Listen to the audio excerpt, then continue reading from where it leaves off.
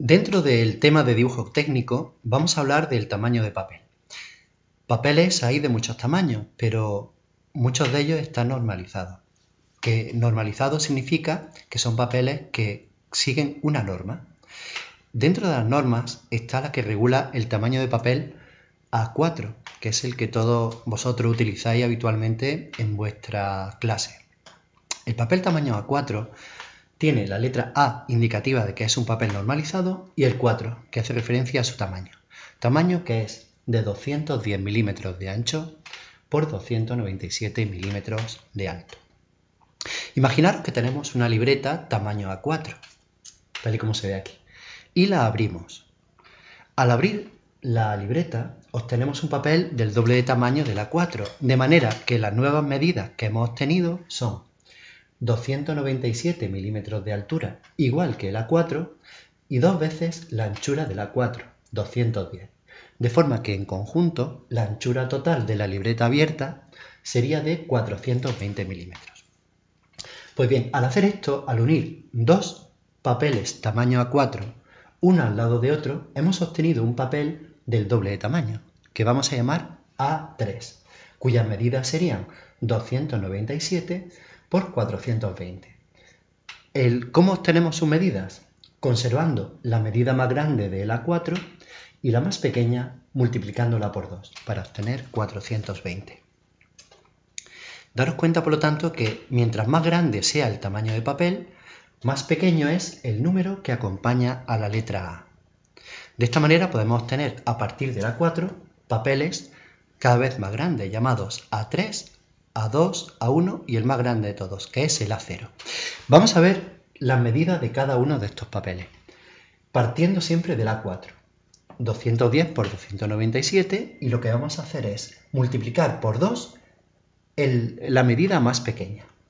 210 es más pequeño que 297, lo multiplicamos por 2 y obtenemos 420 por 297, que sería la medida del papel A3, tal y como habíamos visto en el ejemplo de la libreta.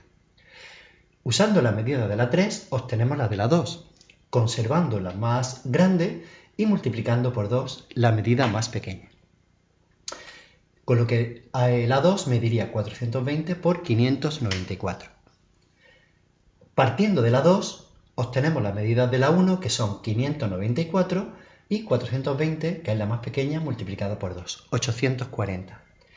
Y por último, el papel tamaño A0, que sería el más grande de todos, partiendo de la 1, mediría 840 por la medida más pequeña multiplicado por 2, 1188 milímetros. Por cierto, sobre el A0 una curiosidad. Es el papel más grande dentro del papel normalizado y su superficie es de 1 metro cuadrado. Lo mismo que puede haber papeles más grandes que el A4, hay papeles también más pequeños que el A4. Para ello, fijaros, partimos de un A4, lo dividimos por la mitad, lo doblamos y obtenemos un papel de la mitad de su tamaño, que tendría la misma anchura que el A4, 210, pero la mitad de su altura. Pasaríamos de 297 a 148. Fijaros que lo he redondeado para que no tenga números decimales. De esta manera podemos obtener, partiendo del A4, papeles cada vez más pequeños que se llamarán con números cada vez más grandes. A4, A5, A6, A7, A8, etc. ¿Y cómo se obtiene? Como siempre, partimos de las medidas del A4. Mantenemos la medida más pequeña y dividimos por 2 el mayor. 297 entre 2, 148, redondeando.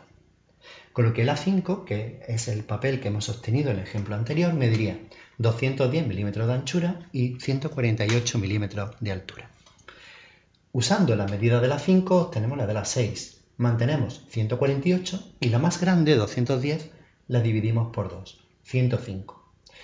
El A7 se obtiene a partir de la 6, de manera que 105, que es la más pequeña, se mantiene y 148 se divide por 2, 74.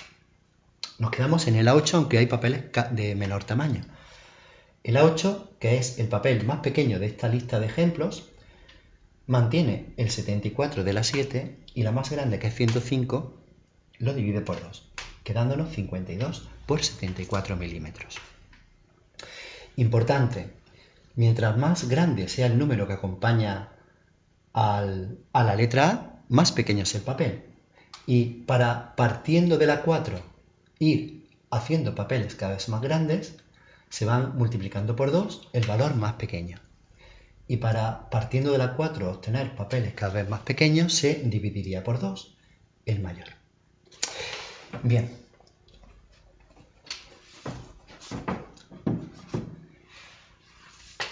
Dentro de los lápices y portaminas, la clasificación que se hace de los lápices se hace en lápices duros, medios y blandos.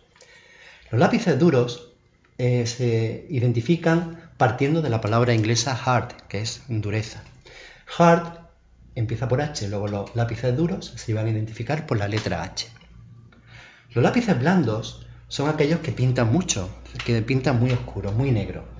Negro en inglés se escribe black, empieza por B. Luego los lápices blandos se clasifican con la letra B. Y los lápices que no son ni duros ni blandos, sino que tienen una dureza media, incorporan las dos letras. Sería la HB, algo así como decir que no es ni duro ni blando. Junto a la letra H y junto a la letra B se le añade un número que nos va a indicar dentro de los lápices duros que mientras más grande sea el número que acompaña a la H, más duros van a ser los lápices. Y en los blandos, mientras más grande sea el número que acompaña a la letra B, van a ser lápices más blandos. De esta manera, el lápiz de dureza HB, que es el más usual, tiene por encima, en más duros, el H, 2H, 3H, 4H, etc. De manera que marcan poco, pintan poco, y cuando pintan, lo pintan de un color gris. Y el uso que se utiliza es para dibujo técnico. Sin embargo, los lápices blandos que pintan mucho, marcan muy oscuro, pintan con un color negro, se usan sobre todo en dibujo artístico, porque, por ejemplo, se pueden conseguir efectos como difuminado, es decir, pintar, marcar sobre papel con un lápiz blando, pasarle el dedo y hacemos una mancha, que puede ser en dibujo artístico algo deseable.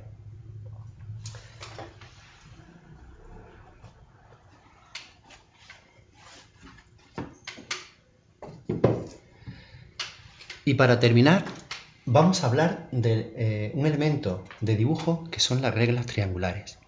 Reglas triangulares hay dos: la escuadra y el cartabón.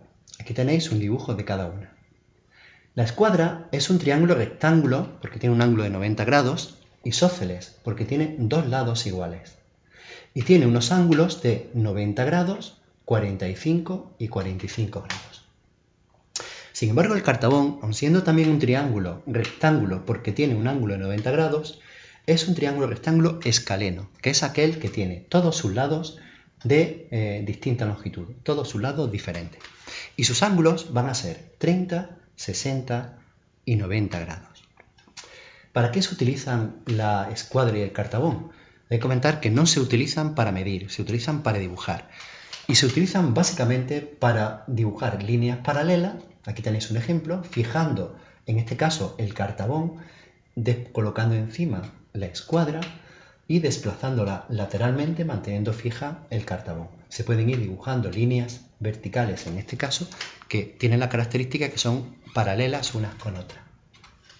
Y la otra aplicación es dibujar líneas perpendiculares. Por ejemplo, colocamos el cartabón, dibujamos una línea horizontal, colocamos encima la escuadra de forma que coincidan lado con lado y dibujamos una línea vertical. De manera que las dos líneas resultantes son perpendiculares. Formarían 90 grados una respecto a otra.